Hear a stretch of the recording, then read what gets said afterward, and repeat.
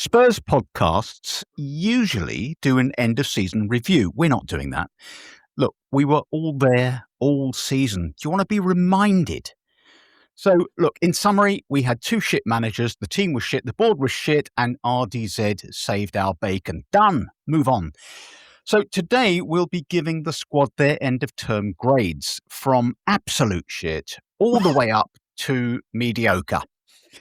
Palhinha, though, he might not be among them. Is that a mistake? Meanwhile, Kolo Muani is heading back to PSG. How will we cope? Has the deal for Andy Robertson been hijacked? Do we care? And is performative Porro off to Man City? I say, make it so. Godspeed. Don't know what that was. And we look at Marcos Senesi, who I've personally always wanted at the club, whoever the fuck he is. No surprise that we lost the most days to injury of any Premier League side this season, with players missing a combined 370 games. Is the pitch the culprit? The club is undertaking a serious, all-encompassing review covering that pitch and players' psychological well-being, increasing hot dog prices, and whether the go-karting track needs resurfacing. Vinai has been talking about our failure to prioritise football. It's a startling admission, but don't worry, it's all Levy's fault. All that, plus a trip to Room 101 and a load of other gubbins. Strap in. It's Nice One, Cyril.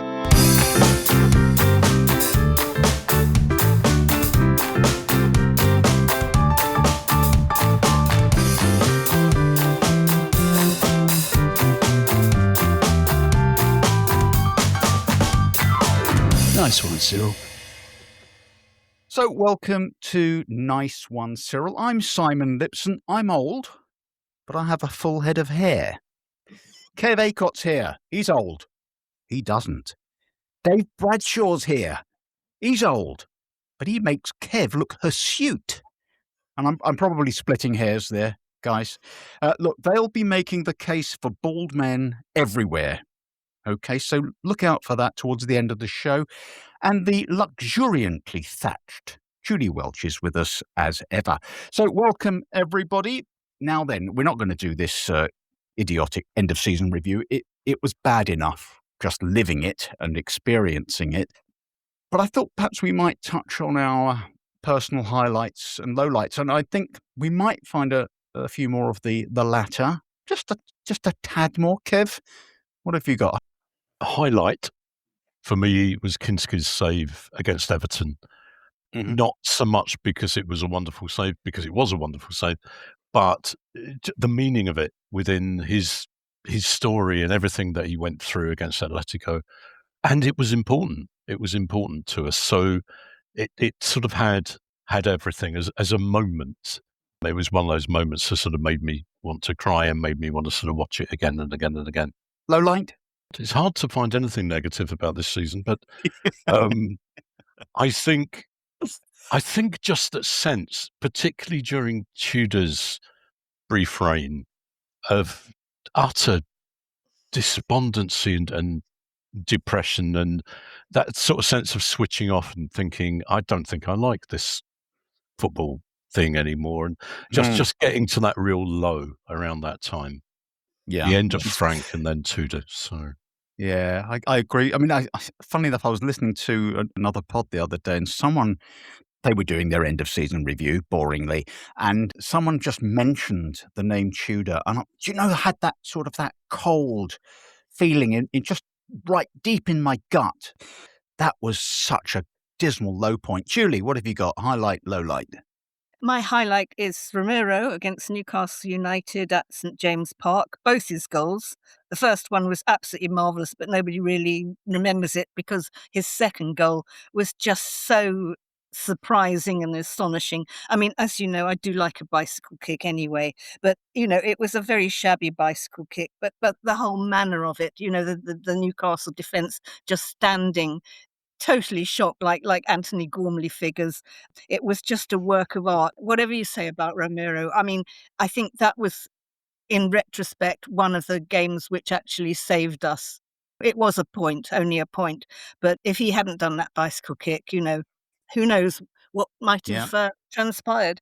And He was in main character mode that day, wasn't he? He really was. yes, yeah, Yeah. I like that main character mode. He definitely has that. Low light. Well, that would be every single Thomas Frank presser after we'd lost something again. Apart from the fact that we'd lost, I just couldn't help feeling this terrible sort of growing emotion of compassion for the man, because he was obviously just disintegrating before our eyes over the weeks. I just thought that eventually all that's going to be left is a sort of puddle of hair on the floor. He didn't do himself any favours with the saying, we are going to lose matches right from the outset, and kept referencing Arsenal, didn't he? And then he had the Arsenal Cup thing, and everything he did just was like, Mr. Plod. He just got everything wrong. Dave? My highlight, I'm going along with Kev, but the game against Wolves, which really was in a very competitive field, really was an absolute heap of shit of a football match. And Kinski's save right at the end of that game from a free kick. And I think it was I actually looked it up again the other week, and it really was a fantastic save. Low light, I'm going to bring up the Gooners. We've got to discuss the Gooners a little bit today, just for fun. When they beat us in February at the Tottenham Hotspur Stadium, not particularly just because of the result, but the sense of inevitability of the result, that we just all knew what was going to happen. And of course it did. 4-1 at home. It did happen. But yeah, Kinski, my player of the season, without a doubt. Good stuff. I mean, yeah, it was a great save. I recall Kev was round that day at my house, and I was in the garden when that happened. I just couldn't bear to watch it anymore. Thank God I didn't have to watch that live. My highlight would probably be Mickey van der Ven's goal against Copenhagen, where he just went running and running and kept going. And shortly after that, of course, Mickey kind of lost it a bit, and didn't he? And only really came back towards the end under RDZ.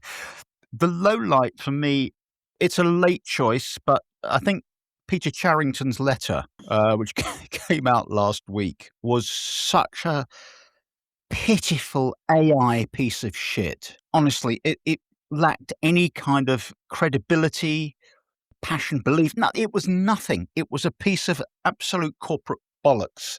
I had heard it said that Peter Charrington, when he came in, it is Peter, isn't it? Is it Peter? Yeah, Peter Charrington. When he's so faceless and he might as well be nameless. But when he came in, apparently he didn't know how many men you had on a football team. Is it 14? Is it 7? He didn't know. And that's the kind of that's the level of expertise we have at the very top. All right. Well, look, thank you for all of that stuff. I think what we ought to do now is to go through the squad. I'm going to start with the keepers, and I think, Julie, this is your specialist area. So we've got Flappy Vicario, who might well be off, and of course the rather brilliant Antonin Kinski. How would you rate those two? Vicario, Flappy, just, I might sort of let him have, let's say, 1 or 2 just for shouting, because he was a good shouter, usually at his expense when he had let a goal in and was sort of apportioning blame. He turned out to be a really disastrous keeper, in my opinion, and I don't know why they didn't bring in Kinski earlier. And as for Kinski, I mean, the man is a god as far as I'm concerned. All this talk of looking for a new keeper, I mean, that's absolutely sacrilegious. He's our man. I'm going to give him the full 10, I think, 10 out of 10. Oh. He also belongs to another sort of category for me, man with sensible haircut. I mean, what more can you want? I mean, there was a period, Kinski, when he was doing the kind of the greased back look, wasn't there? And you thought, I don't really know what you're playing at there, Antonin. But he's since sorted himself out, hasn't he? He's brought it forward again and gone easy on the grease. So, yeah, I agree with you. Good haircut. Yeah, nice little Tintin Tuft, I think. It's, it's, although it's stylish. you could argue that Vicario's is a very sort of utilitarian but steady old haircut, and it's just a crew cut. The only steady thing about him was his haircut, as far as I'm concerned. Okay, all right. Well, look, that kind of that says it all, doesn't it? As soon as you've dissed someone on the haircut front, it's over. Kev, I'm going to come to you for our friend Porro. What do you reckon? Thanks. Thank you. I've never been his greatest fan. I think he shows and has showed all season the flashes of goodness, particularly going forward. He had a good match that last match, maybe even the last couple of matches. He'd sort of, it's almost like he's started playing rather belatedly, but overall over the season, I don't know, sort of 5.5 out of 10. And I think if he were to go, I'm absolutely fine with that. I'm absolutely fine. He is also someone, though, rather worryingly, who you could just see him doing well somewhere else, which would be really irritating. It would. Because he's clearly not a terrible footballer. He's just been terrible a lot of the time for us. Yeah, let him go. I mean, it does sum him up. We know he can play. We know he can play. What we also know is he can't defend.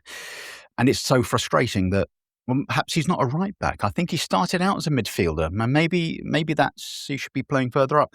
Let's come to you, Dave, I'll give you a couple here, because we've got Spence and Udogie, one of whom didn't play that many matches, and one of whom was, had injuries left, right and centre as usual. So where do you stand on those two? I like them both, actually. Obviously, destiny has been hampered by injuries. No, I think a 7 out of 10 for Jed. And Udogie, it's probably almost unfair to give him a rating, but he's probably in that sort of range as well. I think we'd have done a lot better if he'd been fit all the way through. Yeah. I like them both. Yeah. Yeah, and of course, I mean, he gives us balance on the left. I think he needs to improve his delivery a bit, but he's strong, he's quick when he's fit. Spence, I just want to see him playing on the right. Julie, I'm going to come to you for our good friend Danso and Romero. You've already hinted at Romero. Take those two perhaps together. Okay, Kevin Danso, definitely one of the stalwarts of the pack. Saved our bacon lots of times. Love his headers. Definite keeper. He's just the sort of strong squad member that you need. I don't think he's a fantastic player in the way that Romero had the ability to be, but he's reliable. He's such a good person as well. That even when he made that mistake, his sort of absolute mortification about it. It was one of the only mistakes he made, as far as I'm concerned. And he was one of the kind of people that you don't single out, but again, somebody who saved our season. So let's give him an 8.5. And Okay. Our friend Cuti Romero, who I've always admired as a player, but his sort of attitude got worse and worse. There was always some psychodrama going on. At times he was just fantastic, and at other times he just drove you nuts. And his behaviour in the end was just so irresponsible. It looks like he's going, doesn't it? He just has given the signal for weeks and months, in fact, that he's sort of checking out of the whole shit show that was Tottenham Hotspur for most of this season. The way he behaved in the sort of closing weeks of the season kind of tarnished the memory. I'll give him a 5 because of Newcastle and some of his earlier performances and goals, but I can't sort of rate him any higher than that. Okay, I'd go with that. I'll take on Van der Ven. I think, well, we all know how he sort of blotted his copybook, didn't he, this season? Because up until then he was unimpeachable, and then it all went to hell, and you couldn't. Well, there were rumours that he was, I'm off anyway, I don't care. But he clearly cared, and he's clearly a sensitive soul. And I think all the pieces were broken, and RDZ put him back together again, and we could see a bit of that player that we know he is. I hope he stays. And there's, of course, Dragusin, which he only came on about 4 times all season. He did quite well when he came on, oddly, particularly when he went to sort of a kind of an ersatz right back. Can't remember who that was against, but he did all right. Now, we've got so many kind of midfield players that I think we'll take up far too much time talking about them in detail. But let's have a quick look. Kev, we've got the much of a muchnesses, okay? The runners, the grafters. We got Gallagher, we got Sarr, Palhinha, of course, and then you might add in Berraval to that, and then probably a little bit more sophisticated Gray, Bissouma. Well, let's not bother with him; he's probably away. So, I mean, have a sort of a riffle through that lot. Right, Sarr can go. Occasionally, again, he shows promise, but I think we need rather more than that. Gallagher was the disappointment of the season until the last few matches, and you suddenly thought, yeah, this is why. I think I've said before, I was really pleased when we got him, and then he let me down. And how I feel, as I've mentioned before, is the important thing, I think, when judging players. Always. But he recovered it under De Zerbi. He was being played better. He fitted better into a better team, so that helped him. But yeah, so overall, I would keep him. Palhinha, it's looking like Palhinha's going, isn't now? There was talk about him staying. It looks like, was it Porto are after him, and I don't know who knows. But there's a part of me, Kev, that I feel with Palhinha, he's been magnificent. He's been our clutch man, hasn't he, Julie? He's been our clutch man. He kept coming up with the goods, with the goals, with the tackles, with the passion. He was a lone player, and he looked like a guy to whom it all mattered. But by the same token, I don't think if we fancy ourselves as even top 8, he's not elite, is he? No, and I would just jumping back, and I don't want to disagree with Dave, but I'm not convinced either with Udogie or Spence whether if we're using that, are these part of a top 6 team? I don't think either of them have shown that. Again, both have shown good bits, but so I would say Spence, Udogie, Palhinha. I would include Bentancur. I know we're going to come on to him. I'd include Bentancur into that. In that, are they good enough for the team we want to see? I'd say no. And I would include Palhinha in that. But. Okay. Then we come to, we can't really assess Maddison. I'm sure he's staying, and hopefully he gets back to what he was. He certainly seemed to steady the ship when he came on for the last few games. What about, Dave, Xavi Simons? Now, obviously, we're not going to see him probably till halfway through next season, if at all. How did, because he was a kind of a bit marmitey, wasn't he? I don't know. What did you make of him overall? Yeah, I liked him, actually. I think a front foot player probably, and obviously we were very rarely on the front foot. But he also, I like the battling. He battles a bit. I'm not putting him in the Aussie class because he's nowhere near that yet, and he probably never will be. But Aussie always fancied a scrap as well as the quality, and I like that Xavi does that too, because you've got to have both, haven't you? Really, in the field at least.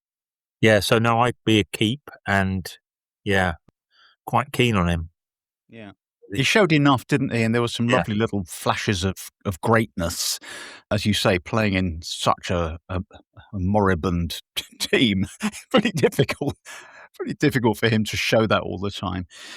Julie, I'm coming to you. Well, look, the other players that I kind of just about merit a mention. We've got Audebert, who, in my view, I can take or leave, preferably leave. Don't think he's good enough. Don't think he's got the personality or the character to really impose himself. He's obviously got some ability, we know that. Kudus, of course, who started brilliantly and fell away a bit, and then, of course, got injured, and that was the end of him. And Archie Gray I mentioned earlier on, but he was brilliant during an absolutely appalling period, and for that we can be eternally grateful. Let's move to the forwards. I've put that in inverted commas because I'm not sure we've got any forwards. But Julie, come on. I'm going to start with you. The great man himself, Richie. Yeah, I have total love for Richie. You know, his goals saved us so many times.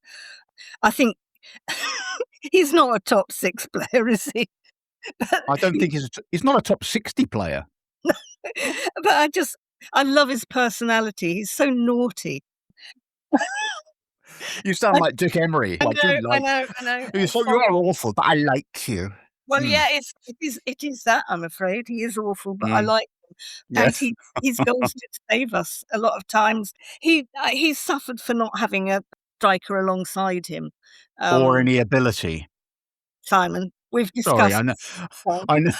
I apologise. I know how much you love Richie, and I don't want to. I love him. I know you do. I don't think we'll be seeing much of him. What about our friend Tell? Well, a bit of a curate's egg. Yeah, definitely. I mean, he's frustrating. I think he's another one who, again, if we read tomorrow he's going, I wouldn't be devastated, but there would be a sense of frustration because I think he's shown in patches that he's got some real style, real skill, and puts real effort in. And he's very young, isn't he? I mean, that's the thing is we expect a lot of him because he came with a reputation of some sort, but he's a kid. Yeah. So I think if it were my choice, then I'd say let's give him another season. Let's give him a chance to build on what he's done this year. Okay. Yeah. I tend to agree with that. Now we've got, I mean, tragically, Muani is being released. So let's not waste any time on that. He just was terrible for us, but surely somewhere along the way he has shown ability. And someone's seen it. Lots of managers think they've seen it. We didn't. But let's move on, Dave, to Solanke. Lots of talk about Solanke. He spent half the season injured, having never been injured in his life before. Not really a goal scorer. He's got great ability outside the area. He's hold up play. He's fast. He can beat men. He can do lots of things. But we really need someone to slot them away, don't we? We do, yeah. And actually, if we are going for this kind of Kev's slightly more exacting standard of top 6, top 8, whatever, rather than are we okay with them, then I think Dom is a squad player, probably just about, but that's probably it. Yeah, I mean, and I know we need a striker is an obvious kind of thing. Flip side to that, isn't it? But yeah, I mean, off the top of my head, player really. Can you think of one player available? I mean, lots of people talking about Victor Osimhen. He scores goals in Turkey. I mean, okay, big deal. I could score goals in Turkey. So I don't know. It's very hard, isn't it, to find an elite goal scorer? They are very tricky, especially on a shoestring budget. But is it going to be a shoestring? That's a big question again, isn't it? Well, look, I think we've kind of covered everything there. Let's have a little look at the potential incomings. Kev, Andy Robertson has been coming to us really for the last 6 months, and we thought that was in the bag, and it's not in the bag. I kind of see him as replacement for Ben Davies. I suspect Ben Davies is going to move into the coaching side. He's not a frontline player for us. He's not the guy who's going to make a difference. And then there's a lot of talk about Senesi, who none of us had ever really kind of acknowledged before. But if you look at the YouTube highlights, he's mustard. And also his forward passing, his line breaking passes are superior to Romero last season.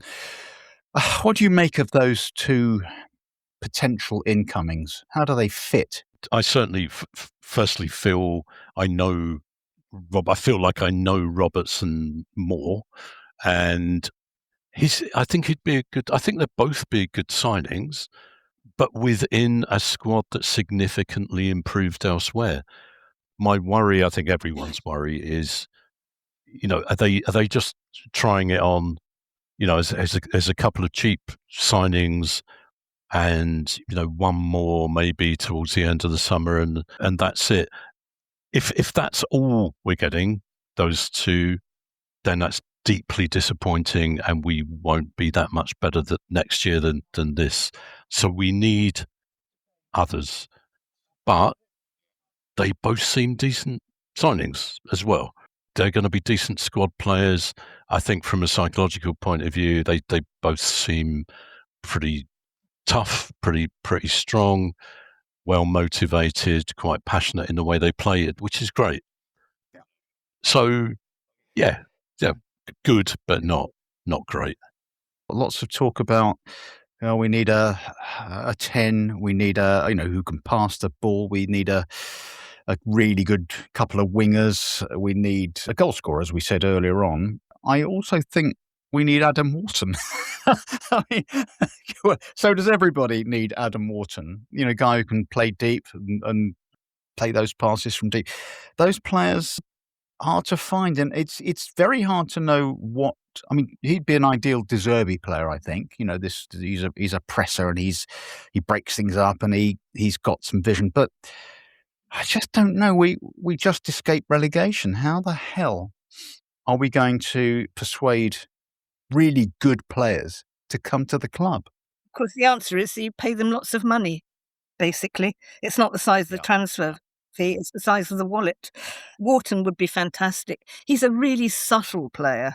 I think that's one of the things that we've missed. Maddison is playful. His eventual reappearance definitely improved things, but Wharton is sort of, 50, 60% better than him. Do we need wingers? I don't know. We've already sort of talked about the lack of a striker. Well, I mean, to me, that's the really, really crucial thing that we need. Yeah. A proper striker, even an old-fashioned one in the Haaland mould. Big bloke who sort of jumps up and heads home would be fantastic. Who's going to come to Spurs? I don't know. Again, if you give somebody lots of money, they probably would. The name of Will Lancashire has been mentioned, as a returnee, but I don't think so. I mean, obviously, looks like a nice lad, and he's grown a bit. Good haircut. Yeah, but I mean, he's a bit bog standard, isn't he? He's just. We need someone special. Kev, you got a thought on that, on Lancashire, or is it? Yeah, only because I had a phone conversation with my cousin, who's an Oxford fan, last night, who was absolutely raving about Lancashire, and feels that we're very lucky, and he could do really, really well at Premiership level. So I just wanted to sort of put that in. I certainly don't think it's another dodgy ENIC type manoeuvre to bring Lancashire in and say to De Zerbi, that's what you've got as your new forward. Yeah. And I agree that's not enough. But I think, I just get that impression that he could be really good over the next couple of years, Lancashire. It's interesting. I watched an Oxford United game when he was playing specifically for that purpose, actually. And what I thought was, he reminded me of Harry Kane, not Harry Kane as a footballer, but the way I thought about Harry Kane when he first came in, which was this sort of slightly lumbering, ungainly runner, doesn't look like he can play football, but actually when you watch him, he can play football. And then I think, was it in the last game or the penultimate game, he scored a beautiful backheel goal, and then a curler from about 20 yards. So, yeah, there's something there. And, Kane probably only ended up coming in, well, it was the great Tim Sherwood, wasn't it, who brought him in, really. But, he quickly proved himself, having not been much cop on loan. Dave, you wanted to add something? Yeah, I've got to rebuke you, boss, but because you haven't mentioned Mikey Moore. Oh, my God! Nor Vuskovic. Well, no, I haven't mentioned Mikey Moore because he didn't play this season, right? And we were reviewing... but incomings, because he's kind of, to me, he's incoming. Well, I was getting there. I was coming to it. So, yeah. Vuskovic. I'm just... Vuskovic, yeah. Out on loan to some other German team for another season. I mean, we'll all be dead before we ever get to see him. He ripped up the Bundesliga. Yes. Oh, bring him in. Yeah, there are conflicting reports about whether he's going off again, because he's saying, we'd love to play with his brother at is it HSV? We're saying, no, you've got to come back. You get, because there was something, incidentally, I was going to bring this up a bit later, but there was a tweet. It said there are two options for Luka Vuskovic this summer: a long-term contract extension with a top salary at Tottenham, or a move to one of the biggest clubs in Europe. Talks are ongoing. And I thought, there aren't two options for Luka Vuskovic. Tottenham have got options because he's contracted to us. Those are the options. We decide if he comes or goes, and if he gets another contract. A typically idiotic Gary of Harlow tweet, and I've got more. Don't you worry, coming in later. Mikey Moore would be great, wouldn't he? Coming back in. Be interesting, actually, to see whether RDZ fancies him. Now, a lot of stuff coming out of the club this week. It is sort of as an adjunct to the moronic Charrington. We had Vinai in a long interview with the forgotten his name, the Spurs, what's his name guy. It was all very kind of confected and, rehearsed. But he said this.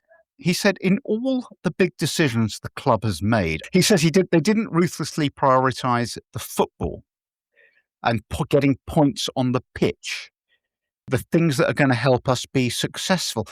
Kev, to me, that is the most gobsmacking admission. We didn't prioritise the football. We're a football club, for fuck's sake. But also what he's doing is he's laying off the blame on Levy. We've seen him do this before. It's his go-to. Oh, you've no idea what a mess I inherited, and I'm just in the foothills of putting this all right. Yeah, I mean, I've got this sort of image. Joe Lewis is sitting in his evil chair on his evil Caribbean island, sort of stroking a white cat.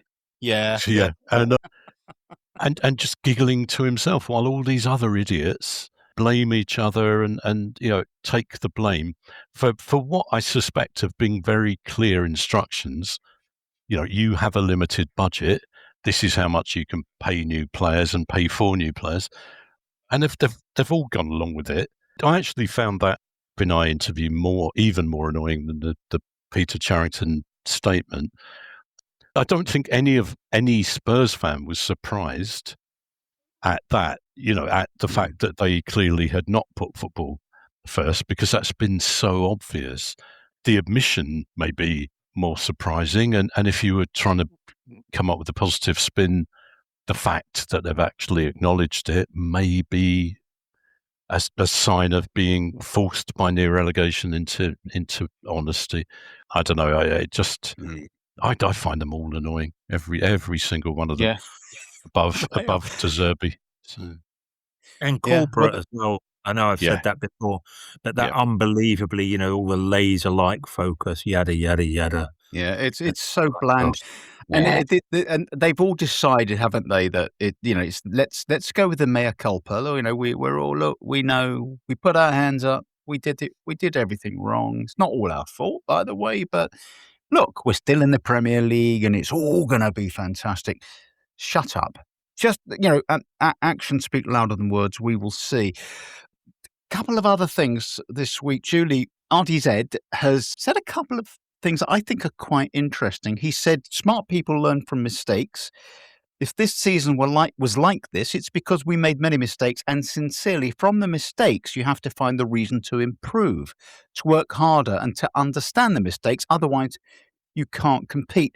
He's turned into philosopher, and we thought he was this rather incendiary lunatic. But I don't think he's put a foot wrong in everything he said, just positive and insightful, perceptive. I think he's really surprised me. Are you feeling that way, or did you see this coming? Well, actually, it's just another iteration of what he's been saying all along. We need 12 more players, basically. I don't think it's directed at anybody except the board. And he's just doing it. This is just the sort of gentle kind of revving up of the engine on a cold morning, before it bursts into full life. If things aren't moving quickly by, let's say, mid-June, might get a bit noisier.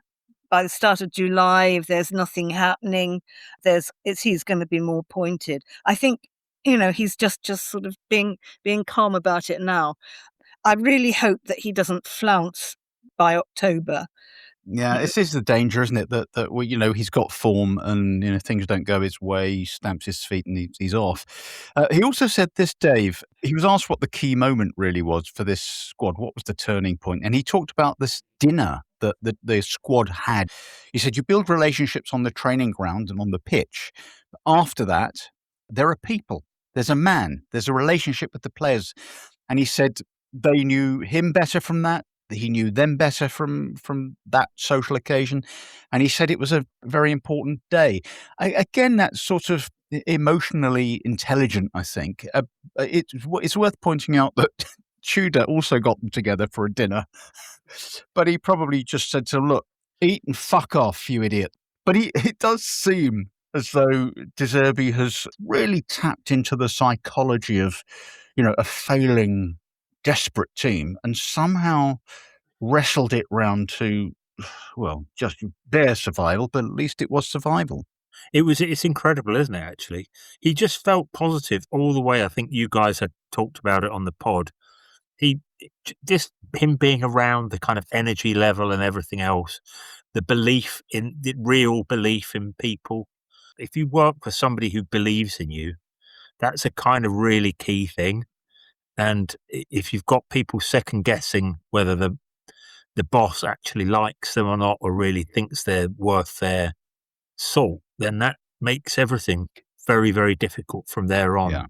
Yeah. And Gallagher alluded to that, didn't he? He was saying that the previous manager didn't fancy him, and that things changed when RDZ came in, and I think he got into all the players' minds. It was special, and it's the question is, can he keep that going? Sorry, again, we're just jumping in on that, Simon, as well.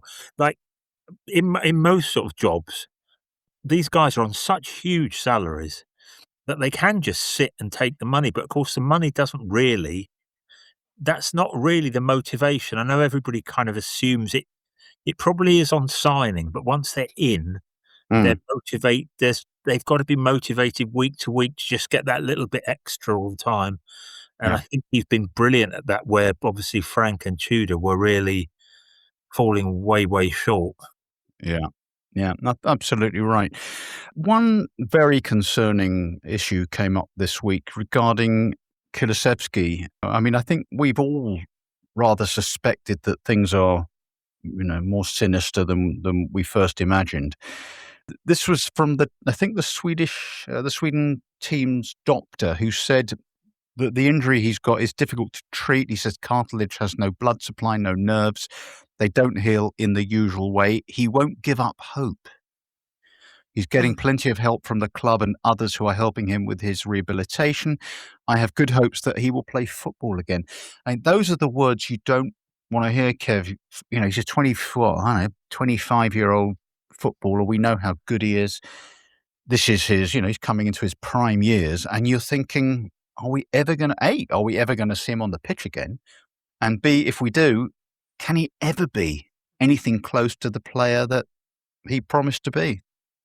Yeah, I mean, because I sort of read that through a couple of times, and you're trying to find the positives there, but it felt like the doctor was equally trying to find positives as he spoke, and it doesn't seem good at all. I hope we're wrong, but it doesn't look like he's going to play, certainly for at least another season, if at all, again. And it's hard not to feel.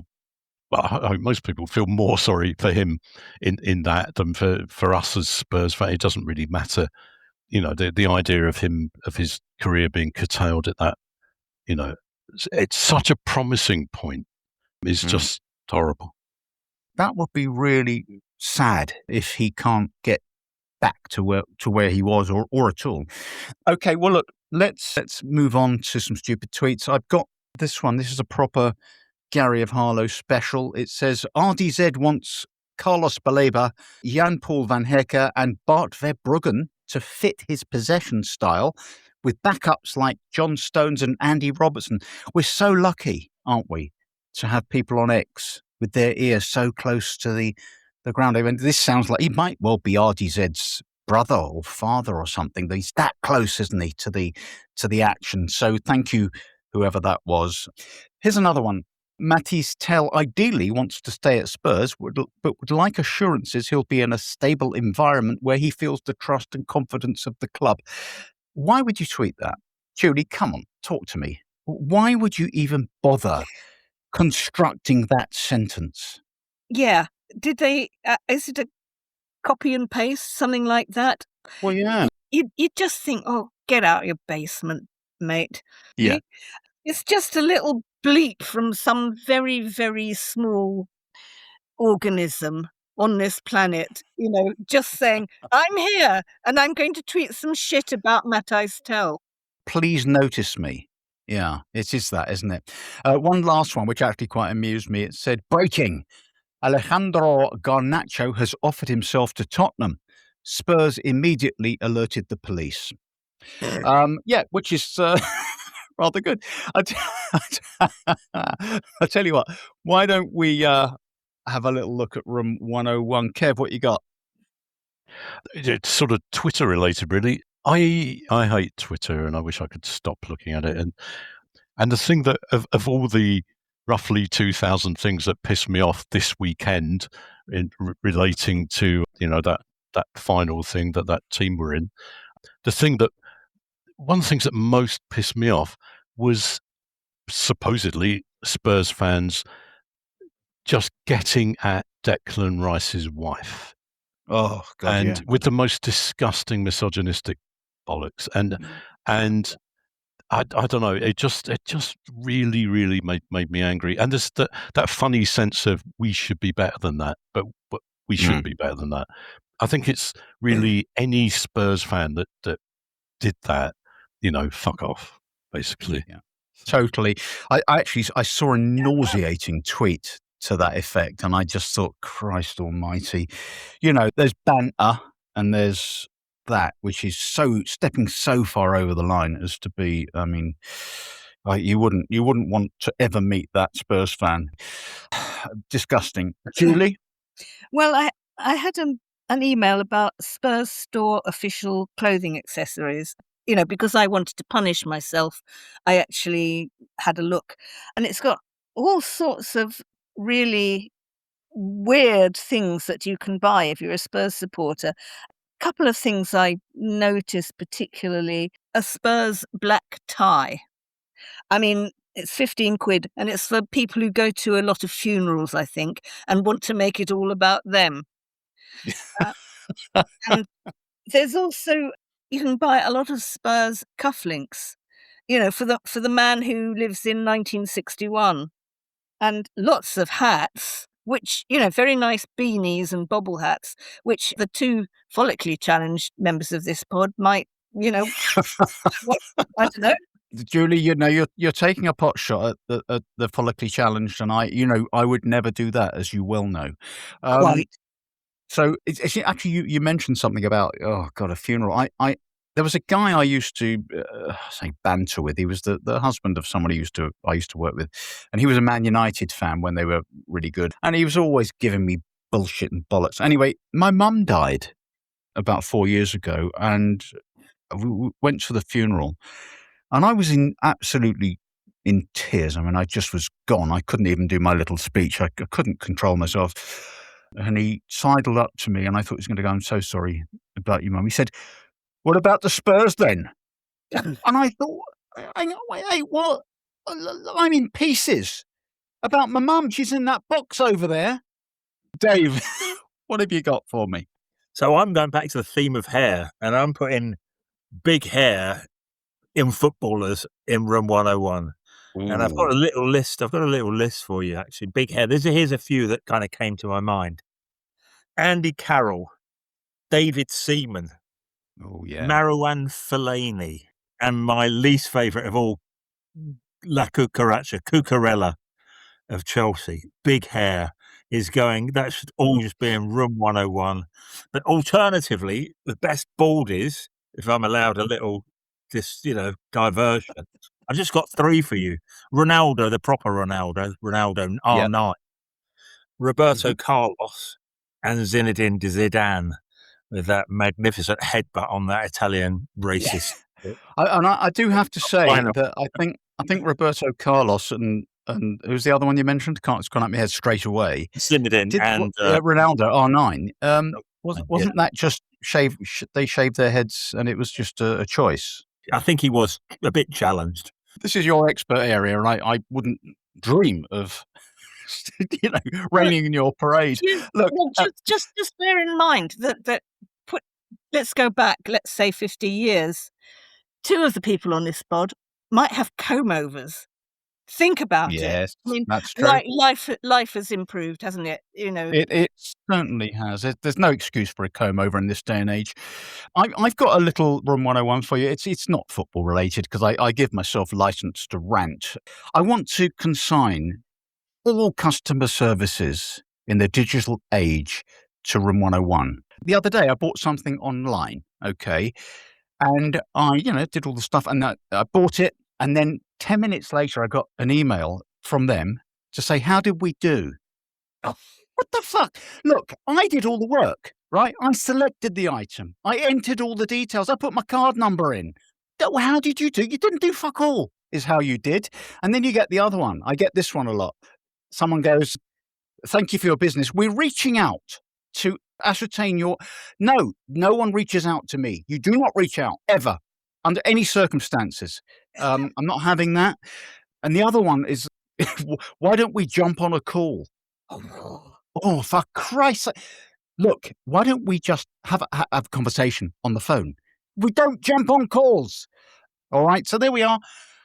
Customer services, get in the bin. Now, look, we have touched on this more than once today, but on our WhatsApp group today, Dave and Kev were making a very, very powerful case for the bald head. Let's call it the bald head. And I thought, well, okay, look, here you are. We've got a big audience. Try and convince them that baldness is actually advantageous. Kev, I mean, this is probably your specialist area. Yeah, I mean, oh God, I don't know where to start. I mean, I really don't know where to start. I think I love the fact one of the few things that have improved over our lifetime, I think, is the fact that and I'm just going to say follically superior rather than follically challenged. The follically superior are accepted on the whole. I do see the phrase follically challenged as essentially a hate crime. I think we have worked hard, those of us who are follically superior, to be accepted. There's still little areas of prejudice around, and we've worked hard because essentially we are better.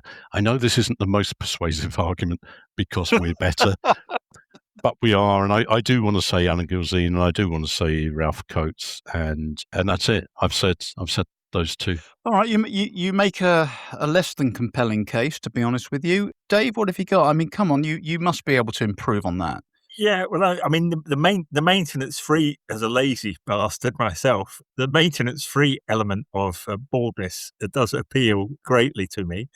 And feeling the wind not so much in your hair but just on your head is also particularly fun. And also getting my wife to do very, very cheap haircuts with a set of wall clippers, which has been going on for many, many years in our household. So I've saved myself hundreds of pounds in exactly that way. So it's all good. I hear you. All right, look, I mean, Julie, what do you think of my hair? I mean, look, what do you think? I could grow it out a bit longer, or shall I part it in the middle? I don't know. What are you thinking? What do you think would look best with that beautiful grey mane that I'm showing you now? Actually, your hairstyle and mine are quite similar, aren't they? Yeah, really? I think so. Yeah, we've got good hair. Yeah, we have unisex hair. I mean, great hair. It cost me 35 quid for my hair cutter to come in and in sort of clip everything in the same style every year. that he's Mhm. done for the last 40 years. One of the few things that I'm grateful to my mum for is that she kept her hair colour till very late in life, and so I'm pitching for that. Okay. I'm really glad I'm not a bloke, because if I were a bloke, I would have my dad's male pattern baldness, and Mm. he had the comb over, and it. Oh. I mean, I love my mum and dad dearly, but male pattern baldness, no. So for No. that reason alone, I'm glad I'm a woman. Can I just say, for any younger men out there listening, fearing that a bald father necessarily implies a bald son, my dad was bald at 28. So I got the gene from t'other side. And it's interesting because my mum's family the men were all absolute lunatics. They were vile.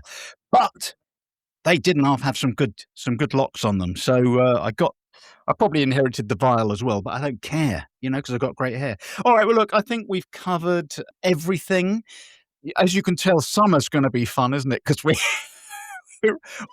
kind of rooting around for nonsense to talk about, but I'm sure there'll be loads of stuff coming through from the club, lots of transfer nonsense, and plenty to talk about. And we'll have some special features as we plod through the summer. We've got the World Cup as well. Jed Spence winning goal in the final, I imagine. So that's that. I want to say thanks very much to Kev Acott, to Julie Welch, and to Dave Bradshaw for joining us today. And you can give us a follow on Twitter at Nice One Cyril Pod. We've got a website, www.niceonecyrilpodcast.co.uk. We've got a Facebook page, and why not give us a subscribe or follow on the podcast platform of your choosing, and you'll never miss an episode. And just want to say we are getting record numbers of listeners, and we are so grateful to all of you for tuning in. We'll be back next week with more stuff. We're going to stop obsessing about this bald thing. Okay, boys? I mean, enough. Am I right, Julie? We've got to let them be. I like taking the piss out of bald people, basically. So, let's keep it. Well, you've put it out there, so now we know where we stand. All right, look, thanks everybody, and we'll see you next week. Come on, you Spurs.